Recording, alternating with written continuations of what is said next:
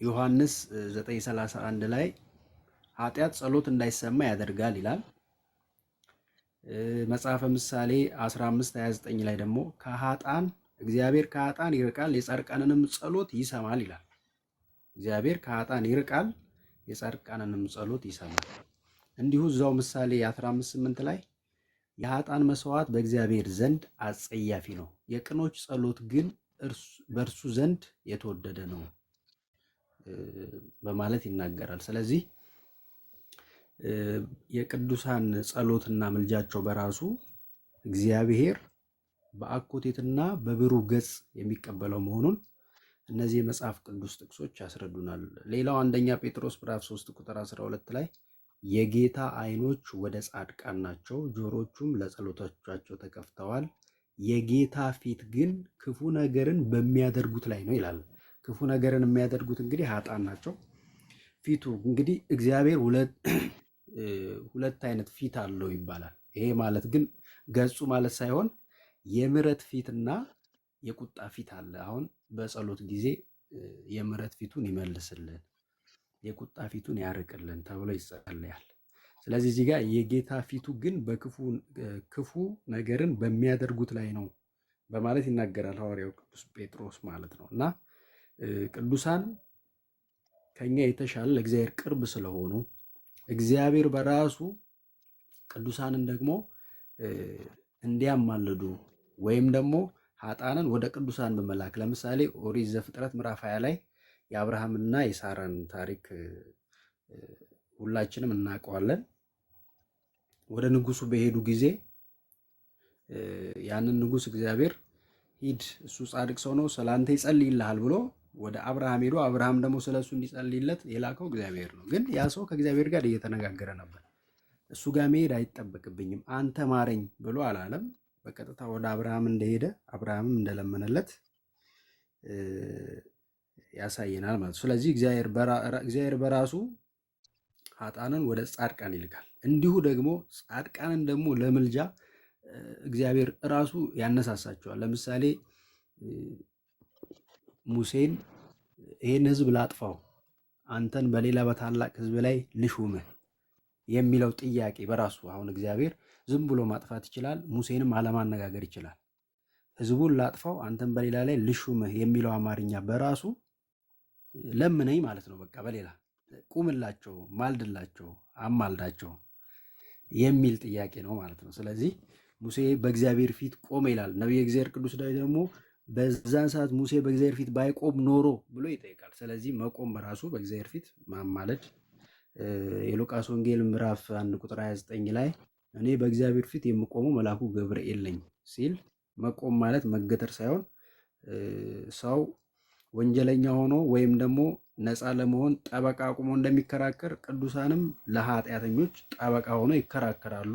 ማረው ይቅር በለው እያሉ ይማልዳሉ ማለት ነው። ስለዚህ እግዚአብሔር በራሱ ቅዱሳንን ያነሳሳል፣ ለምልጃ እንዲፋጠኑ ያደርጋል ማለት ነው።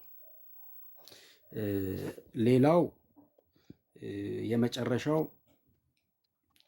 እግዚአብሔር ብዙ ኃጢአተኞች ባሉበት አንድና የተወሰኑ ቅዱሳን ካሉ በእነሱ እነዛን እንደሚምር ደግሞ ለአብርሃም ተገልጦ ምድሪቱን ሊያጠፋ ሲል አብርሃም 50 ቅዱሳን ቢኖሩ ትምርልኛለህ? እምርልሃለሁ እየቀነሰ 10 ቢኖሩ 5 ቢኖሩ እያለ ምን ያህል እግዚአብሔር በአንድ ጻድቅ ምክንያት ብዙ ኃጢአተኞችን እንደሚምር ያሳየበትን ነገር እንመለከታለን።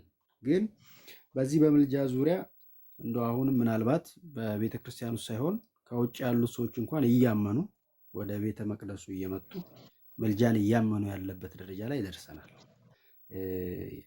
ኢቭን የክርስቶስን አምኖ የቅዱሳኑንም ምልጃ ማለት ነው። ክርስቶስ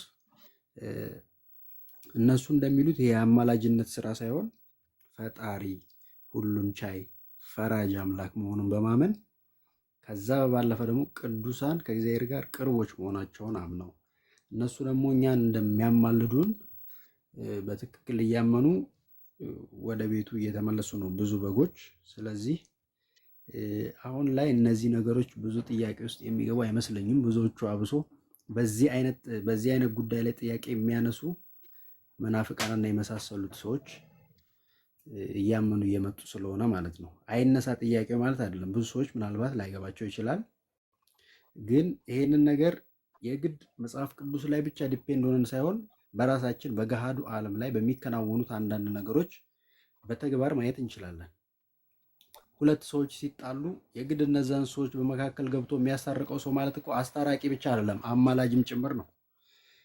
ሁለት ሰዎች ባልና ሚስት ለምሳሌ ተጫጭተው ሊጋቡ ሲሉ ወደ ሴቷ ቤት የሚላኩት እኮ አማላጆች ናቸው። ሽማግሌ ተብሎ እንዲሁ በሰው ሰውኛ አገላለጥ ይላካል እንጂ እነዛ አማላጆች ናቸው። እነዚህ የሚያማልዱት ምን ከማን ጋር ነው?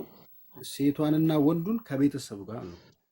ቤተሰብ የመጡትን ሽማግሌዎች ይጠይቃል። ልጁ እንዴት ነው የሚያኖራት የሚሉና የመሳሰሉትን ማለት ነው። ልክ ቅዱሳን እግዚአብሔርን ማረው ይቅር በለው ሲሉ እግዚአብሔርም የቅዱሳኑን ጸሎት ይሰማል። ግን ደግሞ ለሀጣን የሚራራው በእነሱ በተሰጠው ቃል ኪዳን ነው። እንዴት ነው የሚራራው? በገባህልኝ ቃል ኪዳን መሰረት በዚህ በዚህ በዚህ በመሳሰሉት ለቅዱሳን ብዙ ቃል ኪዳን የሰጠው እግዚአብሔርን ቅዱሳንን እንደ አሸን እያበዛ ብዙ ዋጋና ቃል ኪዳን የሚሰጣቸው አብዛኛው ምድር ላይ ያለን ሰዎች በስራችን እንደማንድን ስለሚያውቅ ነው። በስራችን እንደማንድን ስለሚያውቅ ቅዱሳንን በጸጋ እያጎለበተ በጸጋ እየሸለመ የተለያየ ቃል ኪዳን እየሰጠ ብዙ ቅዱሳንን ያበዛል። በእነሱ ቃል ኪዳን መሰረት እኛን ይምረናል። ምክንያቱም ማንም ሰው በስራው አይጸድቅም። እምነት አንድ ሰው እምነት ይኖረዋል፣ ከእምነት ጋር ስራ ይኖረዋል። ግን የቱንም ያህል ፐርፌክት ቢሆን አንድ ሰው ስራ ኖሮት በትክክል በስራው የሚጸድቅ ሰው የለም። የእግዚአብሔር ቸርነቱ የቅዱሳን አማላጅነት ካልታከለበት ማለት ነው። እና ይሄን እግዚአብሔር የኛን በጣም ፍጹም የሆነ ድክመታችንን ስለሚያውቅ ቅዱሳንን ያስነሳል። በቅዱሳኑ አማላጅነትም እኛን ይምረናል ማለት ነው። በመካከል ድንገት ገብቼ ብዙ አወራው መሰለኝ። ያው እንግዲህ ከኔ የጎደለውን ሌሎቻችሁ ትሞሉታላችሁ። አመሰግናለሁ።